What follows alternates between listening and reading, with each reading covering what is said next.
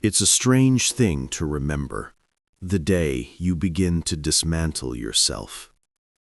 It wasn't a day of screaming or shattered glass. It was a quiet, surgical procedure, performed on my own soul in the sterile light of a laptop screen. Maya's laptop. The one with the smiling, cartoon cat sticker in the corner. A relic from a trip to a beachside market years ago. Now, a grotesque parody of innocence. I'd needed to print a shipping label for a return. My own printer, an ancient thing, had finally given up the ghost with a pathetic whimper and a blinking red light. Hers was newer, faster, connected wirelessly to her sleek silver machine.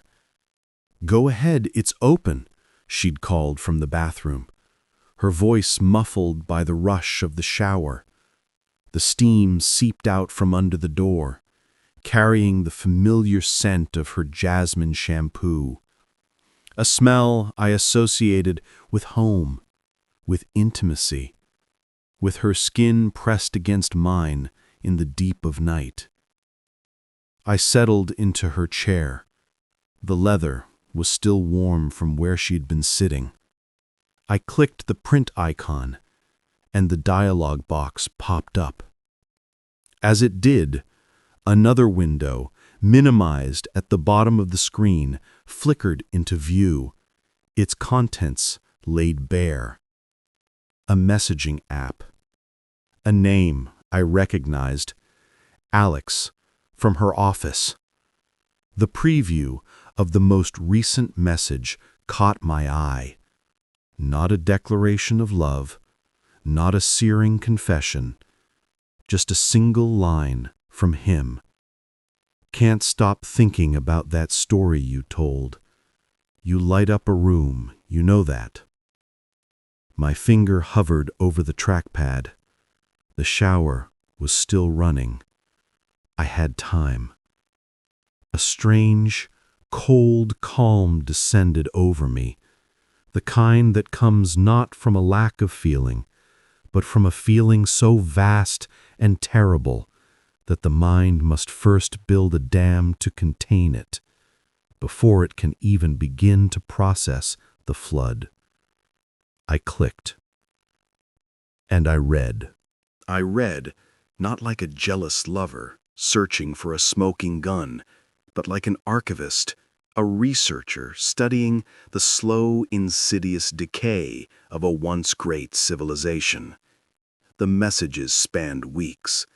They were a masterclass in plausible deniability, a compliment on her intelligence here, a shared, self-deprecating joke about their boss there, a memory of a work party where they'd stood by the punch bowl and talked for an hour. Really talked, he'd written. It's rare to find someone who actually listens. My eyes scanned the text, but my mind was cataloging something else entirely.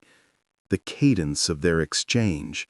The way his questions were a little too attentive, her responses a little too eager. It was in the spaces between the words, the lingering goodbye that should have ended 3 messages earlier, the use of her nickname, May, which I had coined, which now felt soiled, repurposed. They were building a secret world, brick by tiny, intimate brick, and they were doing it in the home I shared with her, while I was in the next room, watching television or loading the dishwasher. There was no single line I could screenshot and present as evidence of a crime. It was a death by 1,000 paper cuts, a slow, emotional sedition. I felt a physical sensation, a hollowing out in my gut, as if my insides were being meticulously scraped away. The shower shut off. The silence in the house was suddenly profound, broken only by the drip, drip, drip from the bathroom and the hum of the laptop's fan. I closed the window, The screen returned to the benign desktop background, a photo of us, smiling on a hiking trail, the sun dappling through the leaves. The lie of it was breathtaking. I sent the document to the printer. It whirred to life in the hallway, spitting out the label with a mundane finality. I picked it up. The paper was warm. That was the first brick. Not anger, not confrontation. It was the simple, chilling understanding that the woman I loved, the woman whose toothpaste tube I squeezed from the middle, whose cold feet I warmed against my legs in winter, was a stranger. And you do not rage at a stranger. You protect yourself from them. I went to bed before she came out of the bathroom. I lay in the dark, on my side of the mattress, and listened to her movements. The creak of the floorboards, the soft rustle of her pulling on her sleep shirt. The scent of jasmine grew stronger as she slipped into bed beside me. She'd nestled against my back, her arm draping over my side, her hand resting on my chest, right over my silent, frozen heart. I did not move. I did not breathe. I was a statue in our shared bed. After a few minutes, her breathing evened out into the soft rhythms of sleep. Only then did I allow myself to exist again in the dark, with the new, terrible architecture of my life taking shape in the silence. The morning was a test. Sunlight streamed through the blinds, painting stripes across the kitchen floor. She was humming, scrambling eggs. She looked over her shoulder as I entered, her smile easy, unforced. "Morning, sleepyhead." She came to me, stood on her toes, and kissed my cheek. Her lips were warm. The gesture was a habit 6 years in the making. It was supposed to feel like home. It felt like an autopsy. "What do you want for breakfast?" she asked, her eyes bright, utterly unaware that the man standing before her was already half gone. The old me, the man of yesterday, would have said, "Whatever you're having is great," or maybe, "Surprise me," with a playful wink. The old me was a fountain of easy affection, of shared glances over the coffee maker, of a hand on the small of her back as I passed. That man was a fool. He was a tenant in a house built on a fault line, blissfully dusting the knickknacks as the foundations cracked. I looked at her. I saw the tiny laugh lines at the corners of her eyes, the way she bit her lower lip when she was waiting for an answer. I saw the ghost of Alex's words in her open, expectant face. "You light up a room." "Surprise me," I said, but my voice was different, flat, a neutral tone I didn't recognize as my own. And something inside me, the last warm, living part, went completely, irrevocably still. It didn't shatter, it petrified. It became part of the foundation. That was the day I began my great work. I would not become a villain. I would not shout or accuse. I would not give her the drama, the catharsis of a fight, the opportunity to lie to my face and thus make herself the villain in her own story. No, my revenge would be far more profound, far more terrifying in its quietude. I would erase the man she had betrayed. I would become a ghost, haunting the shell of our life together. The deconstruction was a meticulous process. It required the patience of a monk and the emotional detachment of a bomb disposal expert. I started with the small things, the daily currency of our relationship. "How was your day?" she asked that first evening, stirring a pot of pasta on the stove. The old me would have told her about Dave's ridiculous presentation, the client who changed his mind for the 3rd time, the funny thing I'd seen on the subway. I would have unspooled the petty frustrations and minor triumphs.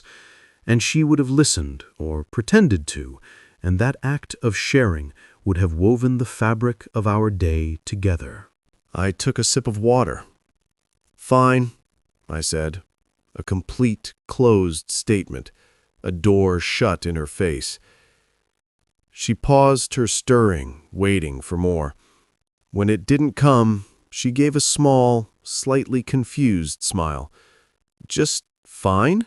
Dave didn't drive you insane?" "It was a day," I said, my tone pleasant, yet utterly devoid of invitation. I picked up a magazine from the counter and leafed through it. I wasn't reading. I was building a wall. She turned back to the stove, the set of her shoulders a fraction tighter. Later, on the sofa, she reached out and touched my arm, her fingers tracing a light pattern on my skin. It was an automatic gesture, a request for connection, for a hit of the easy intimacy that had once flowed between us like electricity. I did not pull away. Pulling away would have been a reaction. It would have been an acknowledgement of her touch, a negative space that still defined itself by her presence. Instead, I simply did not respond. My arm remained under her fingers, inert, a piece of meat. I kept my eyes on the television, watching the images flicker without seeing them. After a minute, her hand stilled, then retreated, falling back into her own lap. The space between us on the couch, usually non-existent, now felt like a chasm. The first true test of my resolve came a week later. We were watching a movie, one of those sentimental dramas she loved. A pivotal, heartbreaking scene unfolded. The music swelled. On the screen, the actor's face crumpled with grief. From beside me, I heard a small, choked sob. I glanced over. A single tear traced a path down Maya's cheek, catching the light from the television. Her lower lip trembled. She was feeling it, the full, unvarnished emotion of the story. The old me would have put my arm around her, pulled her close, kissed her temple. I would have felt her sadness as my own, a shared current of feeling that bound us together. Now, I saw only the performance. I saw the woman who could be so moved by a fictional character's pain while meticulously inflicting a very real, very quiet agony on the man sitting beside her. The tear on her cheek was just salt water. The sob was just a vibration in the air. I turned my head back to the screen and stared, unblinking, until I heard her sniff, wipe her face with her sleeve, and the sound of her crying ceased. The silence that followed was heavier than the sobs had been. This was the core of my strategy. I was denying her not just my truth, but my emotional resonance. I was turning myself into a black hole, absorbing all the light and warmth she offered and giving back nothing, not even the negative space of coldness. Just nothing. A pleasant, agreeable, and utterly absent presence. A month into the new regime, she tried to breach the walls. We were in bed, reading.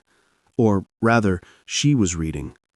I was holding a book, staring at the same paragraph for 20 minutes, the words just meaningless shapes. "Leo," she said, her voice soft, tentative. I didn't look up. Is everything okay with us?" I marked my place in the book with a finger and finally turned to her. I made sure my expression was neutral, slightly concerned. "What do you mean?" She gestured vaguely between us. "I don't know, you just seem distant lately. Is it work? Is something on your mind?" This was the moment, the off-ramp. The chance to erupt, to lay the evidence of her digital infidelity on the duvet between us, to scream and cry and demand to know who Alex was and what he meant to her. It would have been messy, it would have been painful, but it would have been real. It would have been a fight for our relationship, a catastrophic explosion that might, just might, have cleared the ground for something new to grow. But I was no longer interested in rebuilding. I was only interested in ruin. I gave her a small, tired smile. Just tired, May. Work's been a lot. And you know how I get in my own head sometimes. I reached out and patted her hand, a dry, paternal gesture. The touch was brief and meaningless. It's not us. Don't worry. I saw the relief wash over her face, so potent it was almost a physical thing. She believed me. Of course she did. It was easier to believe I was stressed than to suspect I had seen the carefully constructed secret world she shared with Alex. She snuggled down into her pillow, the crisis averted. Okay, just checking in. She fell asleep easily. I lay awake, staring at the ceiling. The pat on the hand had been a calculated risk, a morsel of normalcy to keep her from digging too deep. It had worked perfectly.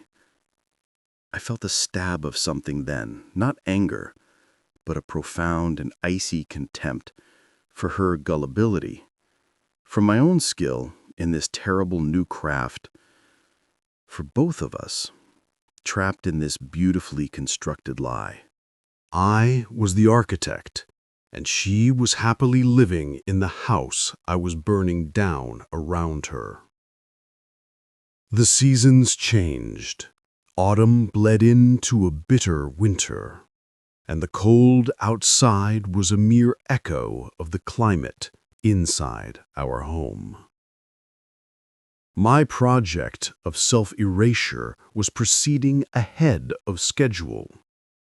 I had become a master of the non-answer, the pleasant deflection, the emotional void.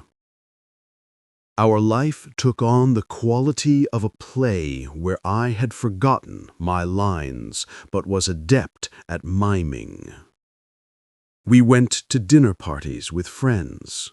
I would smile, laugh at the appropriate moments, tell an anecdote that painted us as a united, contented couple.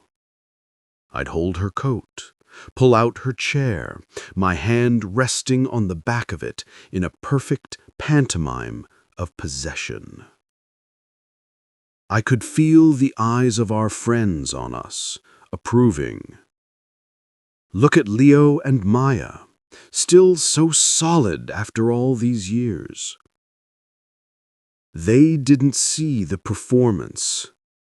They didn't see that when my hand lay on her shoulder, it was no different from it resting on the back of the chair itself. Just an object, devoid of intention or feeling.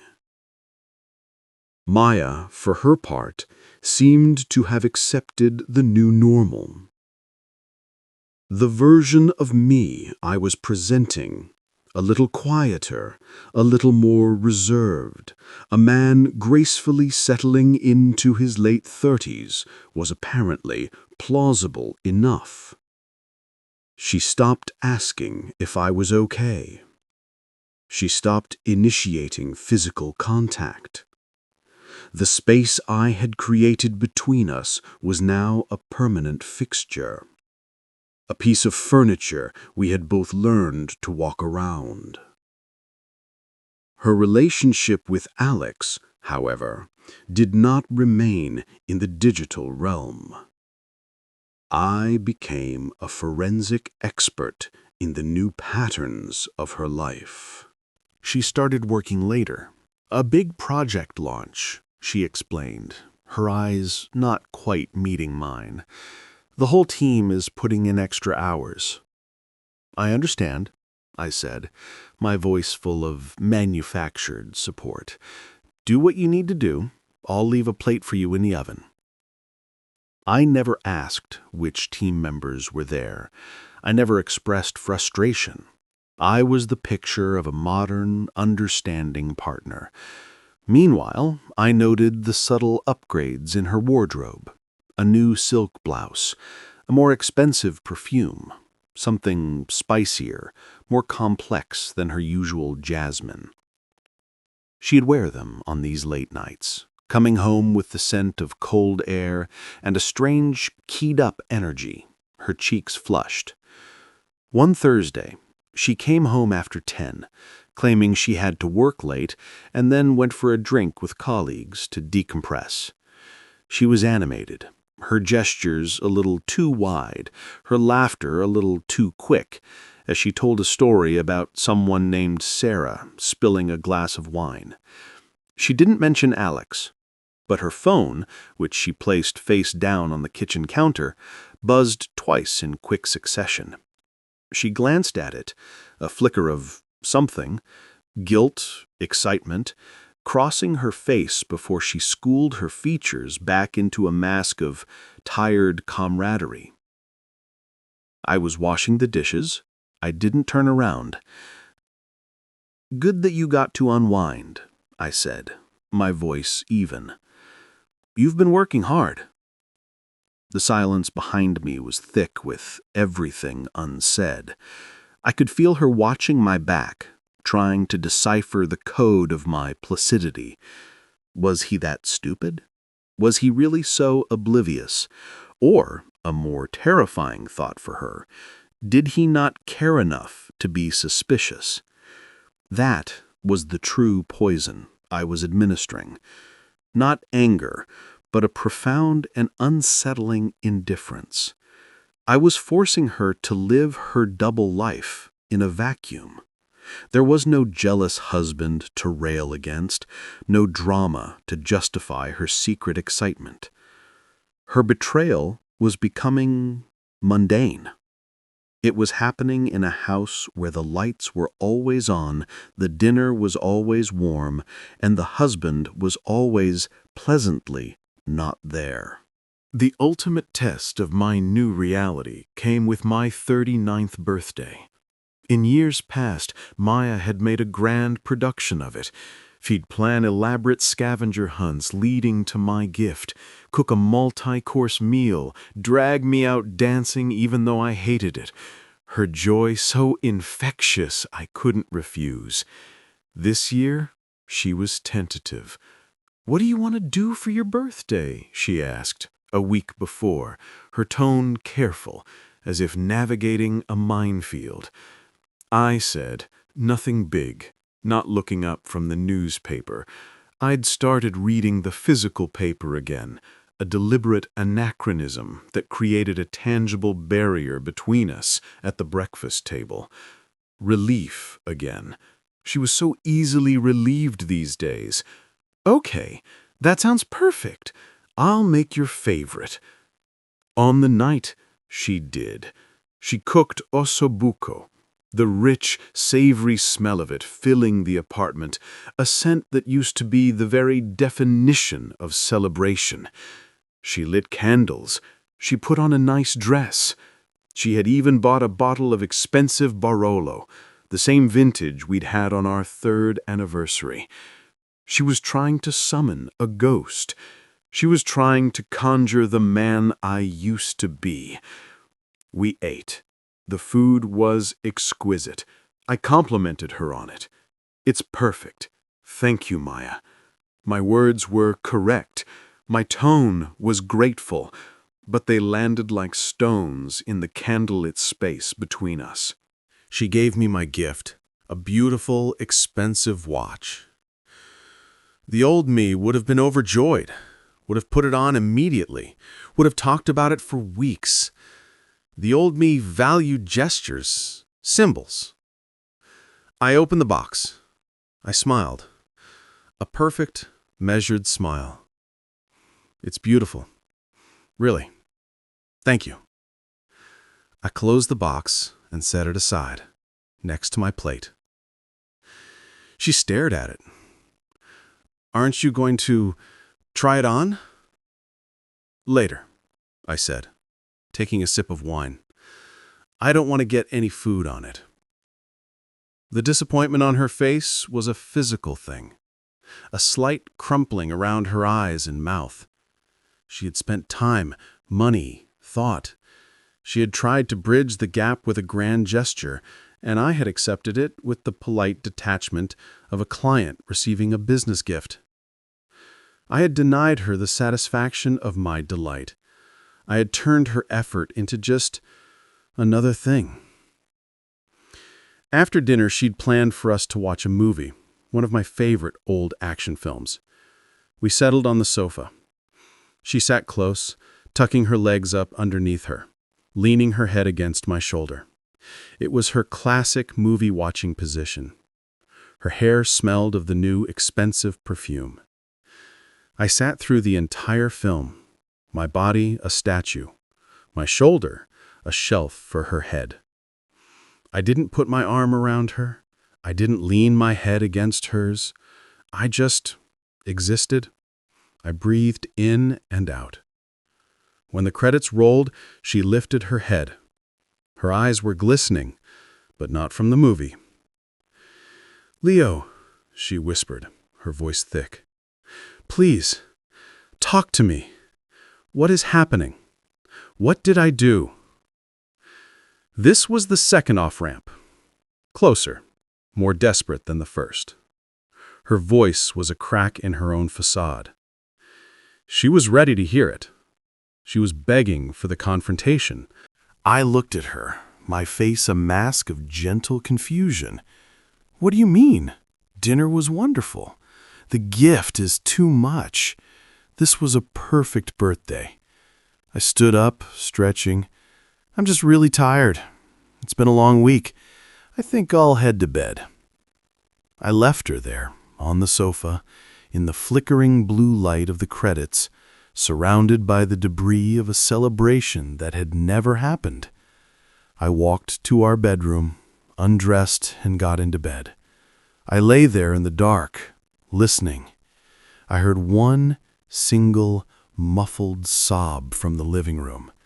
It was a small, broken sound. Then silence. A part of me, the part that was still capable of feeling, screamed in protest. This was cruelty. This was a slow psychological murder. But I smothered that part. I thought of the messages. I thought of the word light. I thought of her coming home flushed from her decompression drinks. I thought of her living a double life, expecting me to be the stable, predictable fool at home, while she chased something more exciting. My revenge was not to become the angry, betrayed husband. It was to become a mirror. I was showing her exactly what her actions had created, a pleasant, functional, and utterly empty shell. I was reflecting back at her the emotional void her deceit had carved into me. When she finally slipped into bed an hour later, she was careful to stay on her side, a sliver of cold space between us. The permafrost had set in. The foundation of our life was now permanently frozen solid, and I, the architect of this ice age, felt nothing but a cold, hard satisfaction. Winter gave way to a bleak, rainy spring. The world outside was mud and nascent buds, a messy, struggling rebirth that stood in contrast to the controlled decay inside our apartment. The air between Maya and me was now a settled fact, a third occupant in our home that was silent, heavy, and cold. My transformation was complete. I no longer had to consciously perform my absence. I was absent. The man who laughed easily, who shared his thoughts, who felt a stab of pain when his partner was hurting, was gone. In his place was a serene, agreeable entity. I was a tenant, a very polite, very quiet, and utterly disconnected tenant. Maya, however, was beginning to fray at the edges. The relief she had initially felt at my placidity had curdled into a gnawing, constant anxiety. She was living with a ghost, and the silence was starting to scream at her. She tried different tactics, probing the walls of my citadel for a weakness. She tried anger. One evening, after I'd given another monosyllabic response to a story about her day, she slammed a cupboard door. "Damn it, Leo, is that all you have to say? Fine? Okay? What the hell is wrong with you?" I looked up from my book, my expression one of mild surprise. "I'm sorry. Did I miss something? You said your meeting was tedious." I agreed. "You didn't agree. You just made a noise.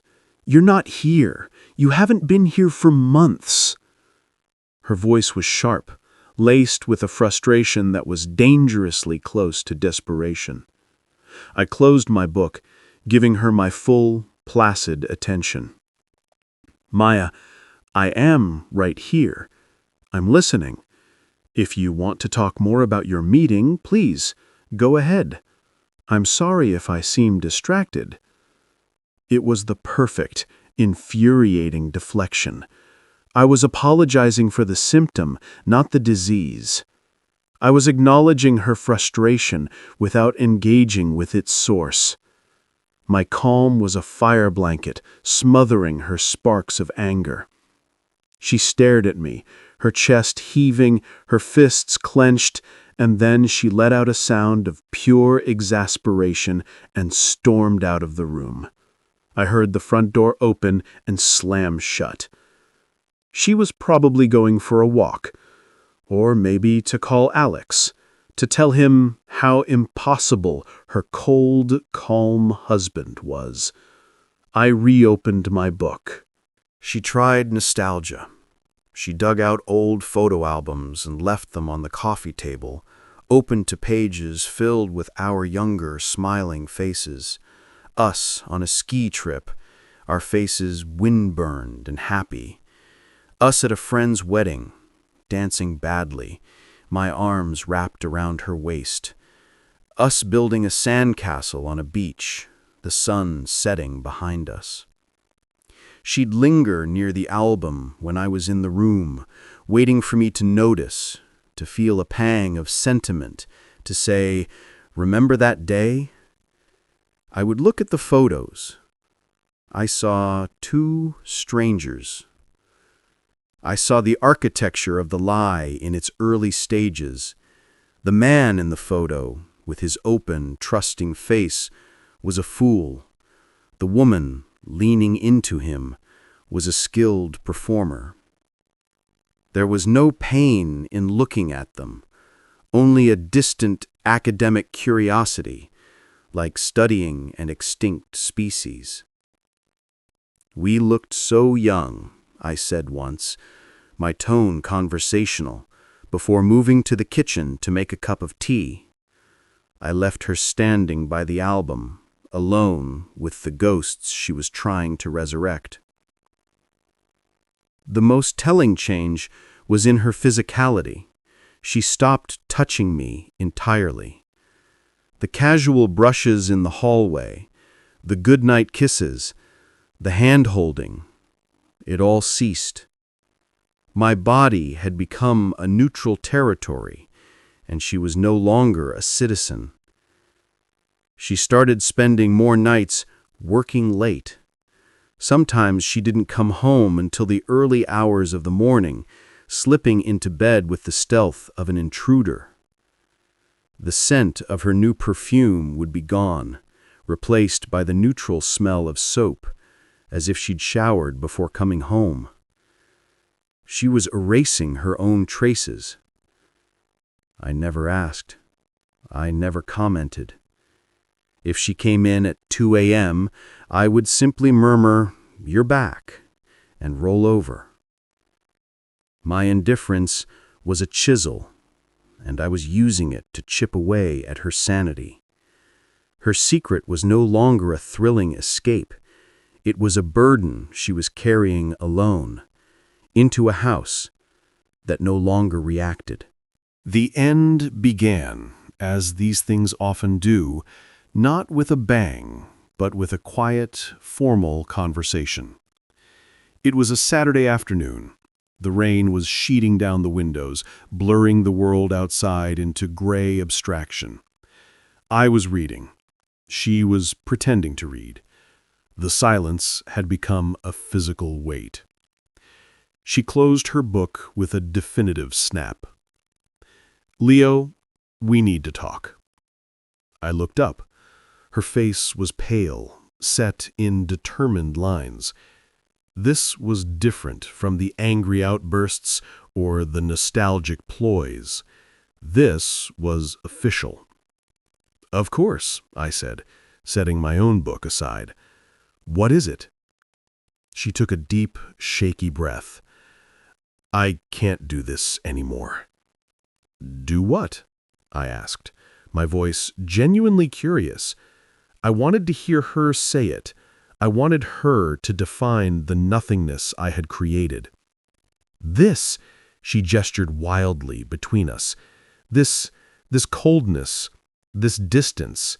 We're like roommates, polite fucking strangers sharing a space. You're a million miles away. I feel like I'm living with a shadow." I nodded slowly, as if considering her words. "I see. I'm sorry you feel that way. Work has been demanding, and I suppose I have been a bit withdrawn. It's not intentional." "Not intentional?" A bitter laugh escaped her. "Leo, it's been almost a year. A year of this pleasant nothing. You don't get angry, you don't get sad, you don't get happy. You just are. It's driving me insane. I think I need some space." There it was, the phrase I had been waiting for. Not an accusation, not a confession, a request for space. The modern euphemism for the beginning of the end. I didn't flinch, I didn't beg, I didn't ask if there was someone else. That would have been a form of engagement, a recognition of her as a romantic partner whose actions could wound me. I simply looked at her, my expression one of calm concern. "If you think that's what you need, then of course. Your well-being is the most important thing." She stared at me, her eyes searching my face for any sign of cracks, any flicker of the pain or anger that would validate her own decision, that would make her the one breaking free from a cold, unfeeling man. She found nothing. Just the serene, impenetrable surface. "You're not even going to fight for us?" she whispered, her voice breaking. I tilted my head. "Fight what, Maya? You're telling me you're unhappy. You're telling me you need space. How would fighting with you about your own feelings help? It seems like you've made up your mind." It was the ultimate betrayal of her script. In her version of this story, I was supposed to be the villain, either the cold, neglectful husband she was escaping or the desperate, jealous one she could reject. I was refusing both roles. I was just letting her go. I was agreeing with her. The fight drained out of her. She just looked tired, defeated. "Okay then," she said softly. "Okay, then. I'll help you pack."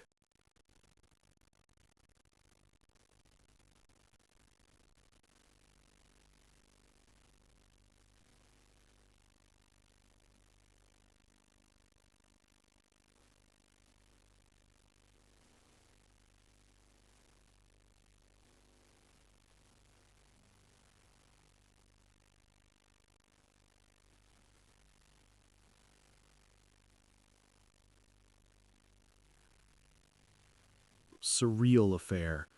It took her a week. She was moving in with a friend from work, she said. I didn't ask for the address. I didn't need to. I was fairly certain I knew who would be helping her settle in. I was the model of efficiency. I fetched boxes from the grocery store. I carefully wrapped her fragile keepsakes in bubble wrap, my movements precise, unhurried. I was like a museum curator deaccessioning a collection that had been deemed non-essential. We worked in near silence, the only sounds the rustle of paper and the scrape of cardboard. It was the most we had collaborated on anything in a year. She would occasionally pause, holding some object that was heavy with memory, a vase from a trip, a book I'd given her, and look at me, a question in her eyes. I would meet her gaze with polite neutrality. Box for donations? Or, that one looks fragile. I was treating her past, our past, like clutter to be sorted. The day she left was bright and sunny, a cruel mockery of the occasion. Her friend's car was idling at the curb. We carried the last of the boxes down. The apartment was now half empty, echoing with the ghosts of a life that no longer existed. It felt cleaner. Lighter. She stood by the door, her keys in her hand. She looked small, uncertain. This wasn't the dramatic, tear-filled exit she had probably imagined. It was a quiet, administrative procedure. She turned to me, her eyes red-rimmed but dry. She hugged me. It was a brief, awkward embrace, her body stiff against my unyielding frame. She pulled back, her hands on my arms, searching my face one last time. "You're so calm," she said, her voice a mixture of awe and resentment. "You always were." It was her final assessment, her epitaph for our relationship. She saw my calm not as the result of her betrayal, not as the weapon I had forged, but as an innate characteristic. You always were.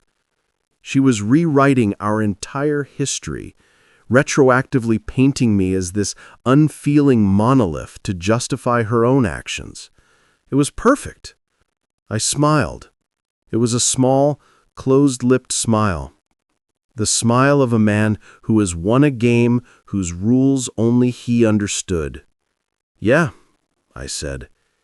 She nodded, a quick, jerky motion, then turned and walked to the car. She didn't look back. I closed the door. The click of the latch was the loudest sound I had heard in a year. The silence in the apartment was absolute. It was no longer a heavy, oppressive silence. It was just silence. I walked through the rooms. The spaces where her things had been were pale outlines on the floor, islands of dust. I felt nothing. A profound, resonant nothing. A few days later, a friend, Mark, called. "Hey man, heard about you and Maya. I'm so sorry. Are you okay?" I was standing in the middle of the living room, looking at the blank space where the television had been. She'd taken it. "I'm fine," I said, and for the first time, it wasn't a lie. "Do you miss her?" he asked, his voice full of sympathetic concern. I looked around the empty, quiet apartment.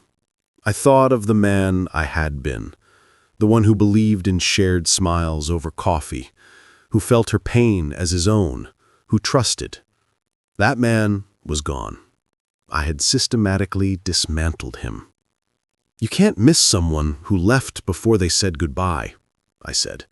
The line was clean, sharp. It felt true. But later, in the deep of night, in the absolute stillness of the empty apartment, a sliver of feeling would sometimes work its way through the armor. It wasn't missing her, not exactly. It was missing the ability to care that much. It was a phantom limb pain for a piece of my own soul. I missed the man who would have been shattered by this. I missed the heat of anger, the cleansing fire of a fight, the salt of genuine tears. I had traded all that for a cold, sterile victory. I had not punished her, not in any way a court would recognize. I had given her exactly what she seemingly wanted, her freedom, without a fight, without messy emotions. I had been the perfect, understanding partner to the very end. But as I sit here now, in the quiet, I understand the cost. My revenge was not in making her suffer. It was in making her irrelevant. I had erased the version of me that loved her, and in doing so, I had made her betrayal meaningless. She had broken a thing, and I had calmly, quietly proven that the thing was never really there. The truth I now whisper into the silence, the one I would never admit to Mark or to anyone, is that sometimes I do miss her. Or maybe I just miss the part of me that used to care enough to be hurt. I didn't get angry when she lied. I just stopped telling the truth. And I can't decide if that makes me strong, or if I am now just the hollow man, standing victorious in the ruins of a city I burned down around myself, breathing in the ashes of everything I once was. What's the most unexpected plot twist you've ever encountered in a story?